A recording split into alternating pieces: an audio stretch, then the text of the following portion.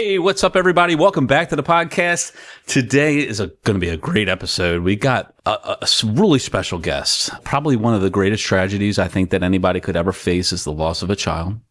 But through that loss, you have created something so special, and we want to introduce that to you today. So, ladies and gentlemen, Patrice Bullock with Bailey's Heart and Soul Foundation. Welcome to the show. Thank you so much, Tim, for having me. Yeah, absolutely. I think you got, certainly we've talked to you in networking groups and stuff like that, and seeing what you're doing, your message and everything is just phenomenal. I can't imagine losing any of my children. You've gone through that. Your family's gone through that. And to come out on the other side of that and doing what you're doing is just mind blowing. So. Yes, absolutely. Losing a child is definitely one of the most tragic and horrific experience that any parent, any mom, any dad, could have gone through. But grief is a terrible journey. Yeah, and I bet. Yeah. Does it help talking like this through all that? So absolutely. Yeah. Just talking about the grief itself, the journey, advocacy, making changes, having those difficult conversations with family because, Bailey had a sudden cardiac arrest and I'm sure that other families have gone through the same and are probably wondering, how do I navigate this journey? Yeah. I'm sorry for cutting you off. So before we get to the tragedy of everything, I really want to know about your son, Bailey, who he was off camera. Just a side note to people is the fact that Drew, who is our video guy, was friends with him in middle school, that they sat together at lunch. And so Drew knows Bailey very well. And that I thought that was kind of cool. But from the mom perspective, from the family perspective, from the friend perspective, who was Bailey? So Bailey was just like the light of our world. He was funny. And when I say funny, I mean funny. Bailey could crack a smile and laugh you to scorn. He was just such a nice and caring child. He was just soft. He had just a very caring heart. I remember one Thanksgiving, Bailey was actually undoing the pantry to give it to kids. He was like, oh, they need this. And I'm like, you can give some, not everything. But this just goes to show you about Bailey. His heart was just huge, wanting to help and just looking out for everyone that he came across. Yeah. And then I guess on May 12th, 2021, tragedy hit. Take me through that day. Take me through what happened with Bailey. So May 12, 2021, that's just the day that has been etched in my heart in stone. Was a very lovely day just to begin. Bailey was homeschooled at the time. It was COVID. So of course, school schedule was very, very tenured. You do some classes at home and then in the evening go to school and just do your after school activities, sports or whatever those may be.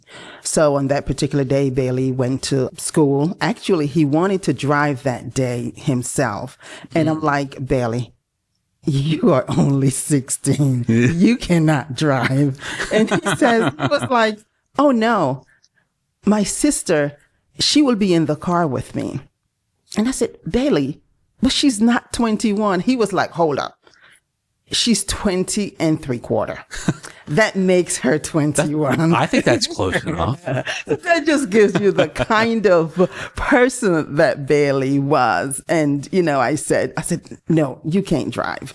He was like, okay, well, can I just, back the car out of the garage? And I was like, okay, sure. But one of the takeaway from that moment with him reversing the car out of the garage, and this is one of the things that I also want parents to take away, is that he wasn't navigating or reversing the truck as though he knew what he was doing. So I said, okay, go into the passenger seat. Let me show you what to do. And then I pulled the car back into the garage and said, now you reverse. And just looking at his face, he was just so excited and smiling. He was just beaming, like the sun was out, that he was just able to, overcome this difficult task. And I didn't lose my patience, as a mom. You know how sometimes you can lose your patience, especially, teaching someone to drive. And so he wasn't able to drive.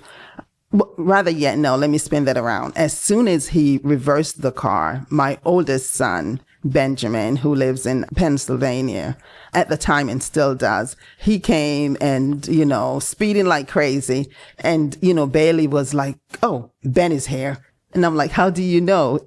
He was like, "I know he's coming because I can just hear just the way his car, I guess the muffler or something along that line." Yeah. And so when Ben pulled up, Bailey was just so excited because, of course, Ben is older than 21. So now he could drive to his after school activity. So he drove to school. And of course, Ben was in the passenger side, and Ben came back and Ben was like, "Oh, Mom, he's ready for his license. This boy is a beast. He can drive." And of course, he was saying that knowing that I also have a set of twins. And, my twin daughter, we always say that we're not sure how she got her license, but she still cannot drive. So when he said that, I'm sure that he was making reference to, he has a license, but hey, Bailey can really drive. So, Ben dropped him off at school and then brought the car back home. And then so minutes later, probably an hour and a half later or so, Bailey called and his voice was like, "Hey, Mom, I'm ready." And I'm like, "That was a quick practice." And he's like, "Yep, I'm ready." And of course, my daughter, Brianna, was home at the time. And Brianna is like a second mom. I mean, if Bailey said, "Hey, I need a smoothie," Brianna's like, "I got it." She was just that second mom that was just so in tune with Bailey. So once Bailey called to say he was ready, Brianna was like, "I'll go and get him." And I was like, "Okay, great." So she went to pick Bailey up. And while she's there, she's calling Bailey. She's texting. I can't remember if she had probably reached back out to me and said, "Hey, Bailey's not answering." I just can't remember. Yeah. But at some point, once Brianna realized that there was a crowd just feet away from her, and that Bailey was down. One of the moms said to me who was present that the scream or the cry that Brianna echoed, that it's a sound that will always resonate with her.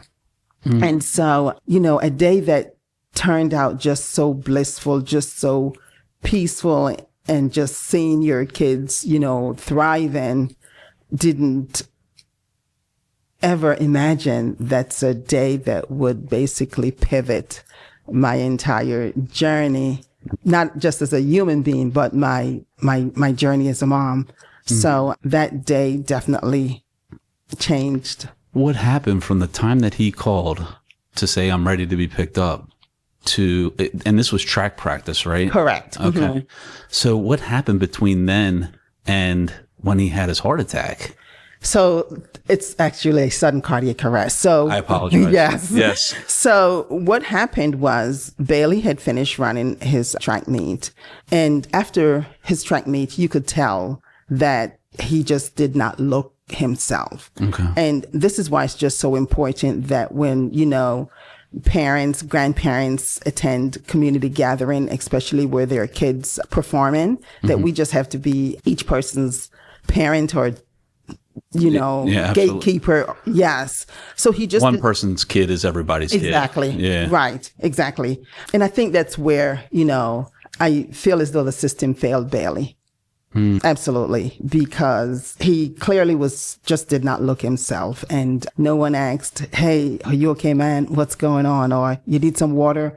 And, at 16, the brain is still being developed. Yeah. And, teenagers, adolescents sometimes don't have the courage to advocate and to say exactly how they're feeling. They're thinking, "Hey, I have to compete. But you have to listen to your body, right?" But once he finished his track meet, he sat on the front of his school. He actually attended John Carroll. And when he sat, he literally slumped to the side and basically fainted. He collapsed. Another student saw him and immediately ran to the front of the school to open the door, I guess, to get help. And from me knowing the school, a security guard was always at the entrance. Right. There was just ongoing school events. So there isn't a reason why, a security guard was not present at his post. And so the child banged on the door. The door was locked. The child banged, and no answer. And I guess once the child looked around, or the pair looked around and saw that Bailey was still down, he made motion to get the coach. And whoever that person was, when that person arrived on the scene, he also failed my child. Did not start CPR. But the takeaway from this message is that on that day, 16-year-old Bailey could have been any other child. Yeah. So as a community, it is just so important for us to know the value in knowing what to do when someone has a sudden cardiac arrest, when a child collapses. When a child collapses, it may not always be something that's heart related. They may collapse for one reason or another, right. But it's just so important for schools and for organizations to have emergency action plans in place. With sudden cardiac arrest, athletes, they are the number one at-risk individuals for sudden cardiac arrest. So it's just so super important for people to be able to respond, start CPR timely. Minutes matter. Yeah, absolutely. Yeah. Educate me and educate the people that are listening. When you talk about a sudden cardiac arrest and a heart attack, it sounds like people, and including me, I just made that mistake, use those as synonymous terms. What is the difference? Correct. Yes. And I'm so glad that you asked that question, because it's just so important, because the intervention or the response, they're both emergencies, but they do require two different kinds of response, right? So I'll take a heart attack, for example. A heart attack with males, usually they're complaining that, I have left-sided pain. It could be left-hand pain. It could be I have pain on the side of my jaw. I have pressure in the center of my chest. It feels like an elephant is sitting in the middle of my chest. Okay. Females may say, I have abdominal pain, a little much more gassy or nauseous or some odd, females, we're unique. So we may come up with some kind of a complaint that's not the normal. Okay. Right? And so with that kind of emergency from a heart attack perspective, we need to call 911. That person needs to go to the nearest emergency room for a much more different kind of immediate care. Right. A heart attack can also lead to sudden cardiac arrest. Okay. And that's why I wanted to start with a heart attack first, because that can lead to sudden cardiac arrest where someone collapses. With sudden cardiac arrest, it's exactly what it says. Sudden cardiac arrest. There's no warning sign. Right. You collapse. Gotcha. When someone collapses from a sudden cardiac arrest, they may look as though they're having a seizure. Okay. They may just have that jittery, look while they're down on the ground. So what's important with a sudden cardiac arrest is you want to go through what's called the chain of survival. You want to tap that person. Are you okay? Yeah. That person is not responding. You want to use the palm of your hand right in the center of that person's chest. You want to do chest compression, hard and fast. 100 to 120. If someone else is present, have that person to call 911. If you're it, call 911, put your phone on speaker. The 911 operators are now trained where if someone panic, which people do panic in emergencies. In a stressful situation like that. Yeah, exactly. Absolutely. I'm Trish, when you're telling the story of the kid that's banging on the door and nobody's, I'm like trying to put myself into that kid's position. Oh my God. Oh my God. And so Bailey was a normal, healthy kid, or did he have any pre-existing conditions or anything like that? So a few years prior to then, Bailey had said, and this just tells the kind of child that Bailey is. He was like, I'm having palpitations. And we're like, you're not.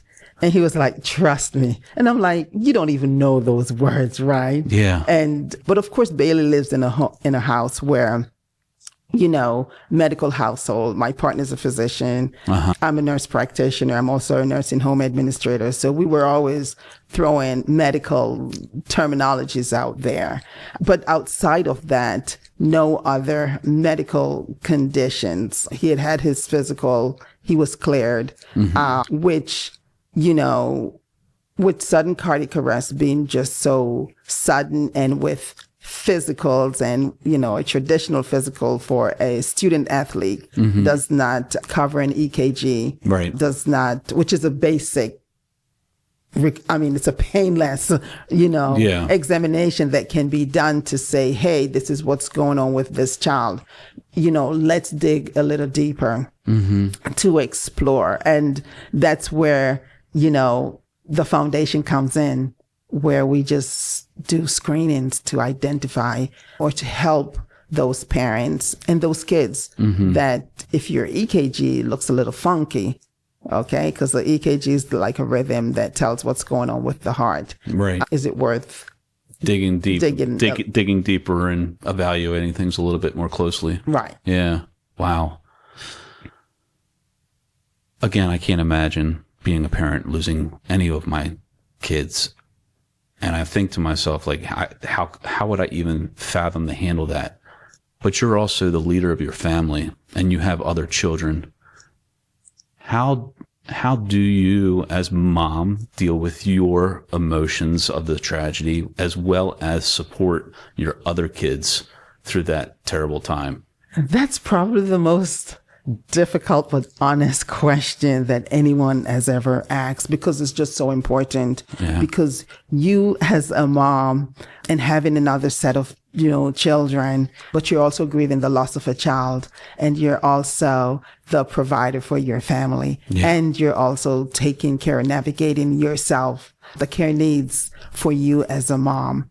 It's a matter of grief is always there.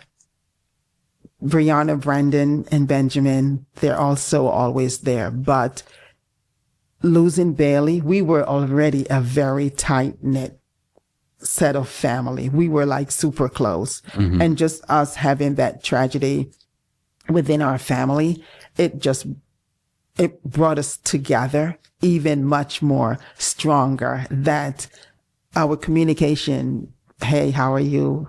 Hey, everything is good. Just checking in. So it's just having that balance, and also that mindset, being able to understand when someone doesn't necessarily want to talk at that minute. They may just be having a reflection. One of the things that we do for Bailey is every holiday, I write my own letter to him. My daughter, Brianna, does the same, but no one ever reads what the other person wrote, right? So that goes into his Santa Claus, his little stocking foot. So it's a matter of having that. It's difficult. It's not easy.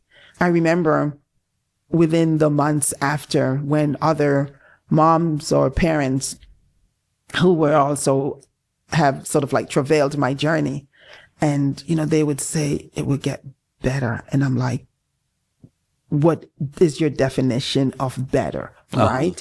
For me, and with Bailey only being 16 at the time, you're sort of like grieving each milestone. Yeah. You're grieving each milestone. Yeah. Right? Yeah. So people may say, hey, you're still talking about your child that you lost a few years ago. Yes.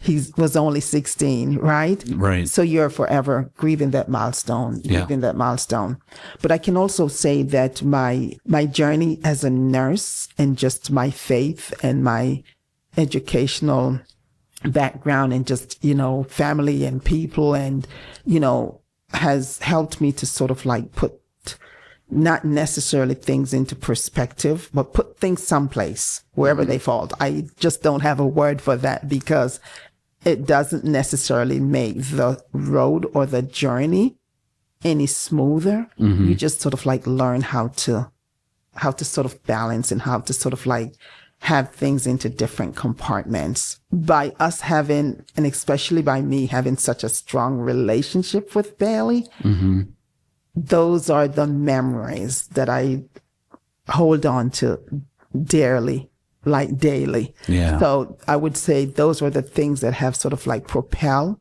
like what would Bailey do? Or I'll just give you a funny story. I went to Chick-fil-A yesterday, and one of Bailey's favorite meal was like a Southwest salad with a chicken nugget meal. Okay. And so I called my daughter and I was like, do you want something from Chick-fil-A? And she was like, I want a Bailey's meal. Oh, Bailey's meal. Yeah. So it's us just using those kind of a journey and those reflections.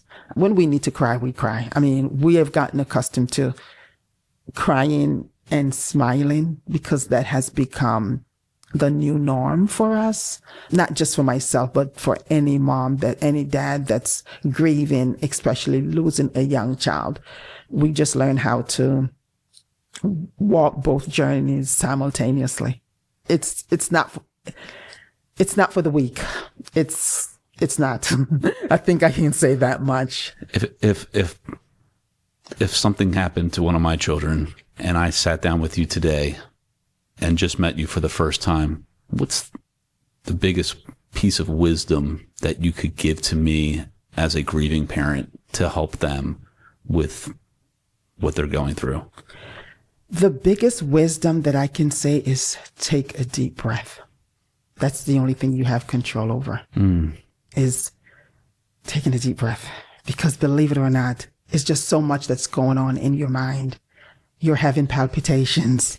You're having panic attacks. You're having nightmares.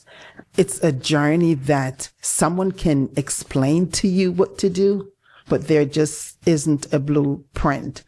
It's a journey that as you are going through it, you just have to sort of like find that balance, which can be difficult. So my biggest would be take a deep breath.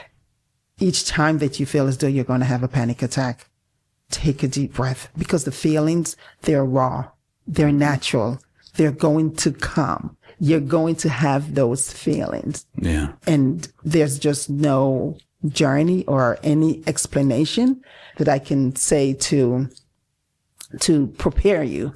But as you go through the journey, you're able to take those deep breaths deeper with a purpose. Yeah.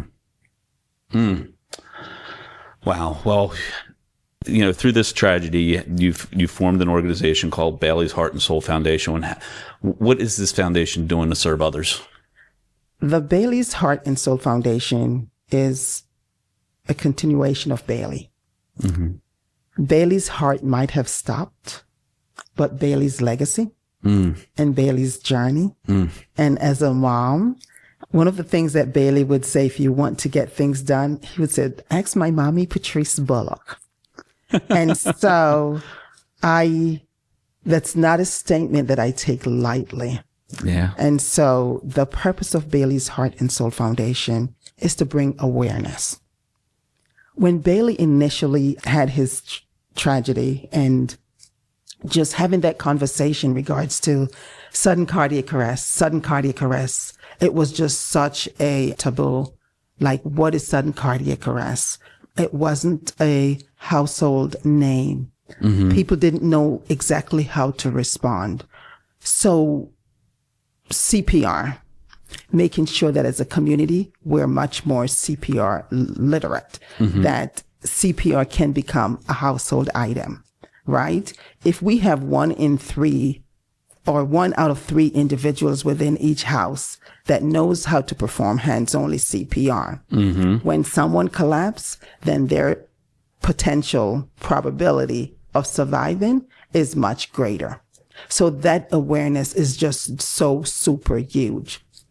Schools having cardiac emergency response programs in place. In May of 2024, last year, the Bailey Bullock Act was signed into law, which means that schools here in Maryland, public and private, they're now required to have cardiac emergency response programs in place. I know that's a mouthful, but basically what I'm saying is emergency action plans. Yep. When there's a fire drill and the fire alarm goes off, we all know when we were in school what that meant, Absolutely. right? Yep. So it's, if we can actually get to kids in, elementary, middle school, because of course by the time they get to high school, they're shooting off for the next level, whether or not that's going to be a trade school, college, an apprenticeship, or whatever that may be. Mm-hmm. They have a steadfast focus at that point. But the earlier that we can actually get to these kids, and the American Heart Association definitely says, by age 12 or so, kids can then begin to learn CPR. But guess what? Even if they're a little younger and they're able to understand the mechanism, how to navigate, calling 911, doing the chest compression, they can also make a huge difference in saving someone's life. In addition, we also do heart screenings. Okay. So what the heart screenings, for student athletes, we touch based on the purpose of an EKG. So from a foundation perspective, we team up with a group of volunteers, physicians, nurses, cardiologists, and do a physical. After the physical, or based on that participant's family history, if they said, hey, dad died of a heart attack, or dad had, a sudden cardiac arrest, whatever that contributing factor may be, that's someone that we're going to lay those EKG leads on and see what's going on with that child. Then, depending on what that EKG looks like, that person may then go on to the next level, which is an echocardiogram, where that's basically going to slice and dissect what's going on, with that person's heart. So our focus is ages 10 through 21 as far as the screening is concerned. But if there's a strong family history, a strong family trait, and someone is a little younger that shows up for the screening, we are not going to turn anyone away. Yeah. But having that awareness and just being vocal about the foundation. I mean, I've met so many moms that, hey, my child had a physical, EKG didn't look well, went on to having an ablation, went on to having, further cardiac workup. And that's what we want to hear with the foundation, that we are making a difference. It's a community affair. Yeah, it's not just the Patrice thing. It's a community affair, because 16-year-old Bailey could have been any other 16-year-old child. Yeah. Have you had success with the communication within schools? I don't think you mentioned this, but the fact that AEDs are now in a lot of the schools within locations of the fields and stuff like that. I know I was a teacher at Bel Air High School. Ever so often there's an AED on the wall and all that, and knowing where those are and stuff like that. Is Bailey's Heart and Soul Foundation revolving around AED training as well? Correct. Yes. So CPR and AED training. And I am definitely pleased to say that since the Bailey Bullock Act, a lot of schools, especially schools here in Harford County, have definitely ramped up the amount of AEDs that's present within the school system. CPR needs to be much more talked about, or for people to become much more familiar with the CPR process. So again, it's going to take that ongoing community awareness with schools and out of schools, the rec teams, community organization. So there's still just so much that needs to be done, that we still need to keep having that ongoing conversation, because sudden cardiac arrest, it will happen again. Oh yeah. Bailey he wasn't the first, and he's not going to be the last. And he's not going to be the last. But from a leadership perspective, from a school's perspective, from an administrator's perspective, are you prepared? Yeah. Yeah. Your foundation is also providing scholarship opportunities for people. Talk a little bit about that. So in 23 and 24, so we were very purposeful. Since Bailey would have graduated high school in 2023, 2023 was the first year we gave scholarships, and we went strong in. We did $4,000 or $5,000 scholarship in 23. And in 2024, we did the same. With 2025, and of course, with all the grants adjustments and everything that's going on in the lay of the land, we weren't able to hit the targets for scholarships. And we're hoping that for fiscal year 2026, that we'll be able to revisit what that scholarship looks like. We've strengthened our student ambassador program, and just to bring the message out, the word out, that this is a foundation that we're here to promote this ongoing awareness, right? And so, even if someone, contribute their voluntary time or donate whatever they can, that's how we're able to give back to students, to the community. Yeah. You have some events that go throughout the year. You do have an event coming up in January, and this podcast will be dropping right before that event. So, but what do you have going on in January? And then what are some of the other events that you have throughout the year? Yeah. So January the 10th is Bingo for Bailey. Bailey would have been 21 on January the 14th. And so for the last 4 years, we were able to honor Bailey by having a bingo for his birthday. Now, no mom wants to be doing a bingo for a 21st-year-old birthday, and, Bailey will not be here. But that's one of our way of honoring Bailey, making sure that Bailey matter. Making sure that people knows who Bailey was, or who Bailey is, depending how you want to look at it, and why we are making changes. So not just for myself, but just for other moms. So we're having that bingo for Bailey, May 12, 2021. That was Bailey's passing date. So we do the bull roast for Bailey. And then throughout the year, we do heart screening, golf. Yes, we just do things to keep that awareness going and to, make that mission. Yeah. Yeah. Outside of going to events, what are some other ways that people can get more involved with your foundation? So social media. If you are on social media, share the Bailey's Heart and Soul Foundation. Yeah. Share a CPR demonstration, or just share a CPR verbal demonstration, because that's how people are going to know how to perform CPR. You can go to YouTube, just, learn CPR. We're always looking for donations. We are a 501c3.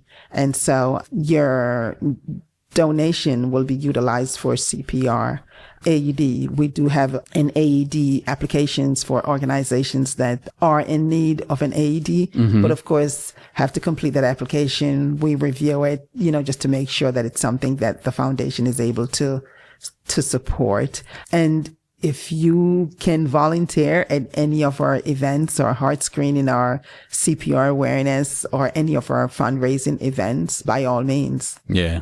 That's awesome. Wow. This has been awesome. This has been awesome. In addition to Bailey's Heart and Soul Foundation, where do you see the future of the foundation, and are there any other ventures out there that this is going to be supporting? Yes. So our latest pitch was, we've taken the Bailey's Heart and Soul and basically dissect heart and soul family health and wellness. So we have pivoted to having a place where we can also provide primary care for those with chronic disease management. It's also a stable spot for us to do the physicals. So we'll have physicals that are catered for students between the ages of 10 through 21. So we'll have a place that we can actually house those physicals when we're not seeing patients providing care.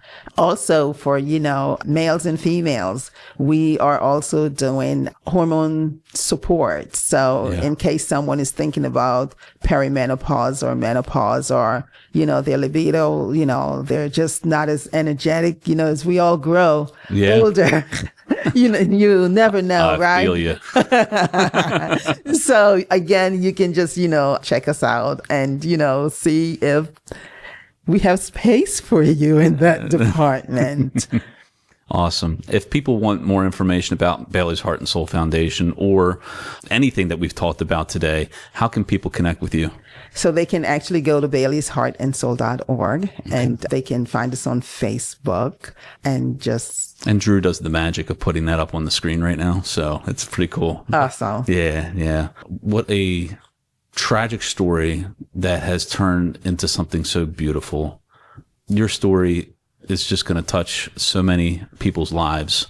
And I really do hope that people get involved with Bailey's Heart and Soul Foundation. You're doing great things, Patrice, and such an honor to have you in here today to hear about Bailey's story, to hear about who he was and who he is, because he is a legacy that you are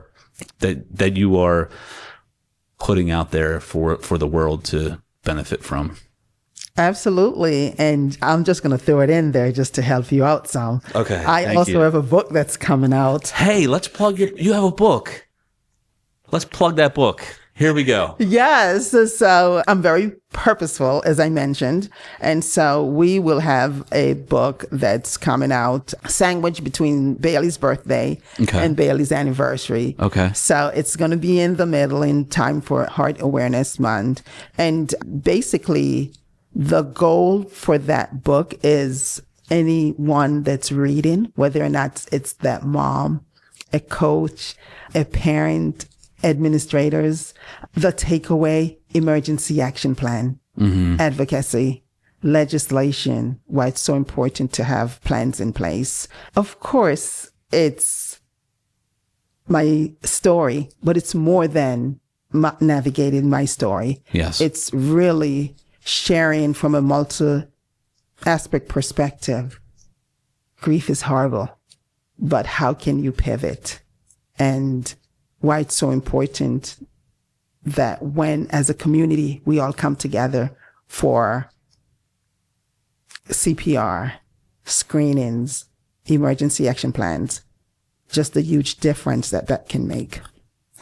I think your story and everything that has happened to you and your family it can provide so much hope for somebody that might have recently have gone through a similar tragedy, that you're going to make it through this.